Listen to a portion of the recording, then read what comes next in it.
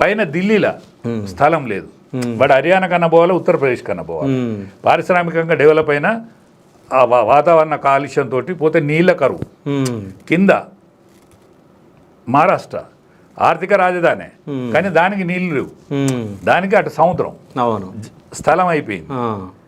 మళ్ళీ నాగ్పూర్ బాగానే ఉన్నది, కానీ దానికి ప్రాచుర్యం లభించడం లేదు. ఇప్పుడు కిందికి పోతే కలకత్తా నగరం ఇదివరకు ఉన్నంత, అంటే ఆంగ్లేయుల కాలం ఉన్నంత దాని మంచి పేరు ఇవాళ లేదు. కాబట్టి ఆడ కూడా స్థలం లేదు, ఒక పక్క సముద్రం, మిగతా స్థలం అయిపోయింది.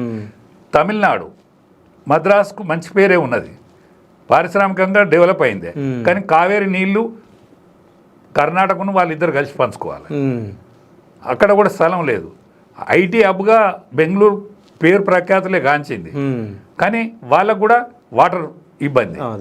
ఏకైక మిగిలి ఉన్నది హైదరాబాద్ మహానగరం మాత్రమే. ఎన్ని లక్షల ఎకరాలనేది వెళ్తుంది, ఇది ప్రపంచ పటంలో బ్రహ్మాండంగా ఉన్నది.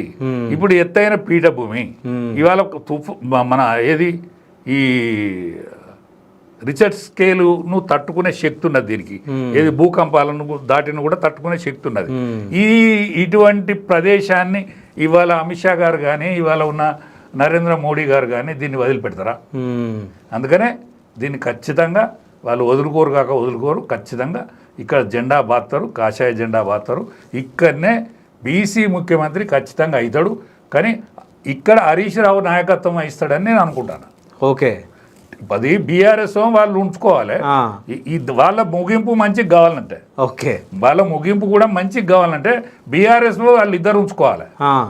ఇక కవితమ్మ ఇప్పుడు ఏది బీఆర్ఎస్ ఇద్దరు ఎవరు, కేటీఆర్ గారు, కేసీఆర్ గారు, వాళ్ళిద్దరు ఉంచుకోవాలి. వాళ్ళ గౌరవప్రదమైన ముగింపు మంచిగానే దొరుకుతుంది, వాళ్ళ ముగింపు వాళ్ళ గౌరవం మంచిగానే దొరుకుతుంది. హరీష్ రావు కప్ప చెప్పాలి, ఎందుకంటే హరీష్ రావు గారు ఉడిపోయినోడు. రాజకీయ నాయకుల పరిస్థితి ఏంది, కార్యకర్తలను ఎట్లా దగ్గర తీసుకోవాలి, ప్రజానీకంలో ఎట్లా మెదలాలని వాళ్ళ మామ దగ్గర నుంచి ఉద్యమంలో మాతో పాటు కూడా మెదిలిండు కదా. మాకంటే ఒక పావులెత్తి ఆయనే ఎక్కువ చేసిండు, ఒదిగుండేటోడు, అందరితో మంచిగా ఉండేటోడు. కాబట్టి వీళ్ళ ఇప్పుడు ఈటల రాజేందర్ లాంటి వాళ్ళు, ఇప్పుడు రాజగోపాల్ రెడ్డి లాంటి వాడు, ఇటువంటి వాళ్ళు తప్పకుండా ఛాంపియన్స్ ఉన్నారు కొంతమంది, వాళ్ళైతే ఆగరు. ఖచ్చితంగా రాబోయే రోజులలో వీళ్ళందరూ కలిసి ఏదో తీరుగా ఇవాళ తెలంగాణ కాంగ్రెస్ పెట్టినా తప్పేం లేదు.